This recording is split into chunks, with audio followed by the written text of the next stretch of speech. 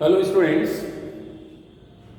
now we are going to discuss motion of charge particle in uniform magnetic field. कोई uniform magnetic field है और उसमें charge particle move कर रहा है तो उसका पाथ क्या होगा, ये हमारी आज की स्टडी का टॉपिक है। इसको डिस्कस करने से पहले हम एक लॉ आपको बताएंगे। ये जीएस लॉ है, बहुत ही सिंपल लॉ है। इसको हम बोलते हैं Fleming's left hand rule. Fleming's left hand rule आप ऐसे याद रखेंगे, FBI, FBI, या इसको हम इसका स्टेटमेंट देंगे। If we stretch our left hand thumb, first finger and middle finger mutually perpendicular to each other in such a way that the first finger indicates the direction of magnetic field and middle finger shows the direction of current, then thumb shows the direction of force experienced by that current carrying conductor। आप इसको याद कर सकते हो, FBI है ये, FBI, force magnetic field current, या father mother child ऐसे भी याद रख सकते हो। Father means F for force, mother magnetic field और चाइल्ड C फॉर करंट, तो ऐसे याद रखेंगे आप। इसमें हमने ये एज्यूम किया है कि हमारे पास कोई चार्ज पार्टिकल है, +2 चार्ज पार्टिकल है, और ये इस मैग्नेटिक फील्ड में, ये मैग्नेटिक फील्ड हमने लिया हुआ है इस बोर्ड के प्लेन के परपेंडिकुलरली इन्वॉल्व है, ऐसे है। This is the sense of magnetic field, ये अंदर की तरफ परपेंडिकुलरली इन्वॉल्व। इस मैग्नेटिक फील्ड में +2 charge particle vector v velocity से, यानी मैग्नेटिक फील्ड के परपेंडिकुलर मूव कर रहा है। तो अभी अभी हमने रूल बताया आपको कि the force experienced by this moving charge particle, ये जो +2 चार्ज पार्टिकल मूव करेगा वो करंट के डायरेक्शन को इंडिकेट करेगा। This is the direction of current and this one is the direction of magnetic field. Then what will be the direction of force? This is the direction of force. ये force नीचे की तरफ लगेगा और इसकी value कितनी होगी? अभी अभी हमने बताया था F is equal to QVB sine 90, theta की वैल्यू 90 है, यानी ये हो जाएगा F is equal to QVB। आप देखें कि यह फोर्स इस वेलोसिटी वेक्टर के परपेंडिकुलर लग रहा है। यहां से हम दो बातें सीखेंगे। पहली चीज ये कि इस फोर्स के कारण इस वेलोसिटी वेक्टर का मैग्नीट्यूड चेंज नहीं होगा, क्योंकि अगर किसी भी मूविंग बॉडी पे फोर्स उसके डायरेक्शन ऑफ मोशन के परपेंडिकुलर लगता है तो वह उसके मैग्नीट्यूड को चेंज नहीं करता है, सिर्फ डायरेक्शन ऑफ मोशन चेंज होगा। और डायरेक्शन ऑफ मोशन चेंज होगा, यह पार्टिकल जो है कॉर्ड पाथ में चलेगा। आप देखें हर पॉइंट पे अगर यहां पे चार्ज पार्टिकल है तो ये डायरेक्शन ऑफ मोशन होगा और this is the direction of force. यहां पे चार्ज पार्टिकल है तो ये डायरेक्शन ऑफ मोशन होगा and this will be the direction of force. ये हर पॉइंट पे जो चार्ज पार्टिकल है इस पे फोर्स ऐसे लगेगा और ये फोर्स हमेशा सेंटर की तरफ है, इसलिए यह जो पाथ होगा ये पाथ सर्कुलर पाथ होगा।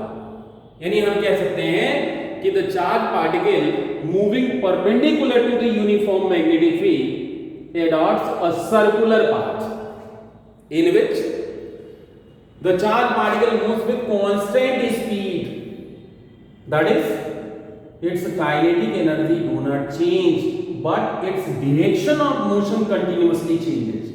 और जब direction of motion continuously change होगी तो वेलोसिटी चेंज होगी, although its magnitude remains unchanged but its direction of motion continuously changes, therefore velocity changes and hence momentum changes। Momentum एक vector quantity है, तो momentum का जो मैग्नीट्यूड है वो तो कांस्टेंट रहेगा, लेकिन मोमेंटम का डायरेक्शन हमेशा चेंज होगा, वेलोसिटी का डायरेक्शन हमेशा चेंज होगा। यह फोर्स बहुत क्लियर है इस पिक्चर में कि this force provides the necessary centripetal force, that is F is equal to mv square by I am supposing r is the radius of this circular path, therefore we may write QVB is equal to mv square by, from this v will be cancelled with v and you are left with the radius of circular path r is equal to mv upon qb. This is the radius of circular path, means the radius is directly proportional to the magnitude of velocity of the charge particle. जितनी ही तेजी से वो enter करेगा magnetic field में, उतनी ही बड़ी radius को follow करेगा, बड़े रेडियस वाले सर्कुलर पाथ को एडॉप्ट करेगा। और सारे फैक्टर्स आप देख रहे हो, r is directly proportional to m upon q, that is inversely proportional to q by m, and r is inversely proportional to b, यानी मैग्नेटिक फील्ड की वैल्यू जितनी ही स्ट्रॉन्ग होगी, अगर सारे फैक्टर्स जो है दूसरे कांस्टेंट हो, मैग्नेटिक फील्ड को, चार्ज बॉडी के लिए ये है वेलोसिटी, यही है, मैग्नेटिक फील्ड को ऑल ऑफ सडन हमने जो है डबल कर दिया तो रेडियस हाफ हो जाएगा, यानी छोटे रेडियस पे वो चार्ज पार्टिकल मूव करना शुरू कर देगा। Now we are moving toward the time period, what will be the time taken by the charge particle to complete its one circular path. Time period is equal to distance upon speed, and distance is circumference, that is equal to 2 pi r upon speed is v, so this will be 2 pi upon v. And what about r? R is equal to mv upon qb. v will be cancelled with v, and finally you are left with t is equal to 2 pi m upon qb. ये time period है।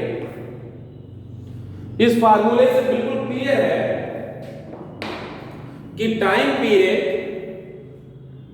Is independent of speed of the charge particle, चाहे उसकी speed 1 metre पर second हो, 2, 3, 4, 5 कुछ भी हो, time वही लगेगा अगर चार्ज पार्टिकल और मैग्नेटिक फील्ड सेम है तो। मींस टाइम पीरियड, ये बहुत इंपॉर्टेंट प्रॉपर्टी है, time period of the charge particle in uniform magnetic field is independent of the speed of the charge particle. And what about frequency?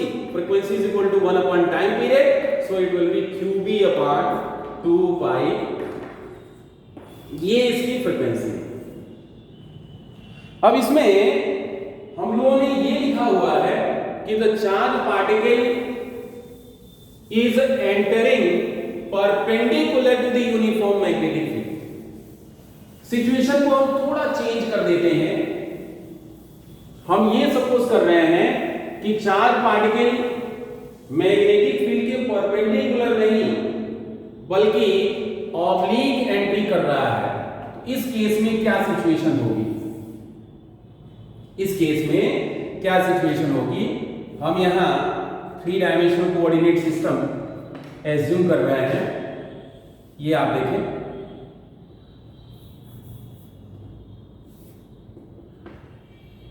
x y z. I am supposing this is the direction of magnetic field. यहां पे हम charge particle को कुछ इस तरह से move करा रहे हैं,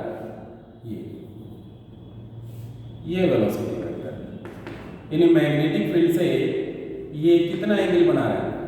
थीटा एंगल बना रहा है। अभी इस v के कितने कंपोनेंट होंगे? v के 2 कंपोनेंट होंगे, one parallel to the magnetic field, that is v cos theta, and second one is the perpendicular component v sin theta।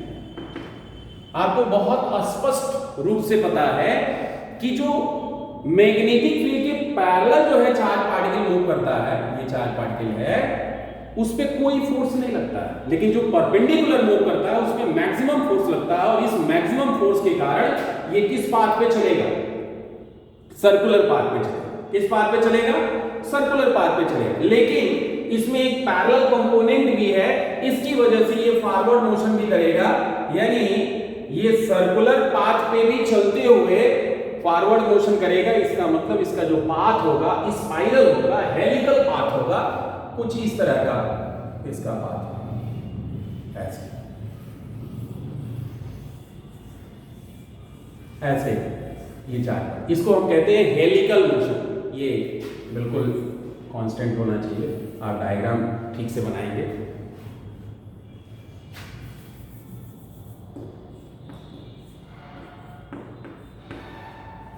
ये हेलिकल पाथ होगा।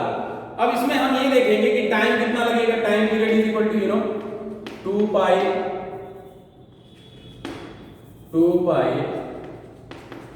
r अपॉन v, और कौन सी वेलोसिटी है, परपेंडिकुलर कंपोनेंट है, 2 pi upon v perpendicular, r is equal to again m v perpendicular upon qb, v perpendicular will be cancel with v perpendicular, again the time period will be same 2 pi m upon qb, वही time लग रहा है, चाहे perpendicular entry हो या oblique entry हो, तिरछी entry हो, दोनों ही केसेस में टाइम पीरियड फ्रीक्वेंसी सेम होगी। लेकिन इसमें आप देखें कि हर एक चक्कर पूरा करने के दरमियान ये कुछ फॉरवर्ड मोशन कर रहा है।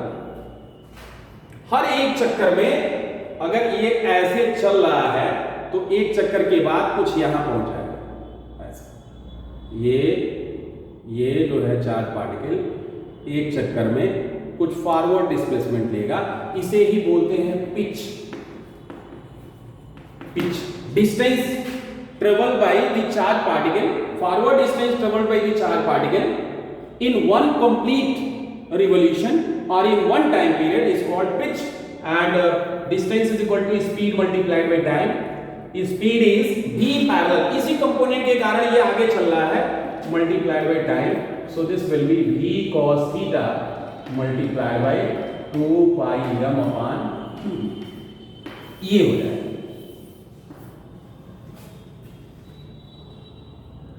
ये पिच की वैल्यू आप इससे फाइंड कर सकते हो।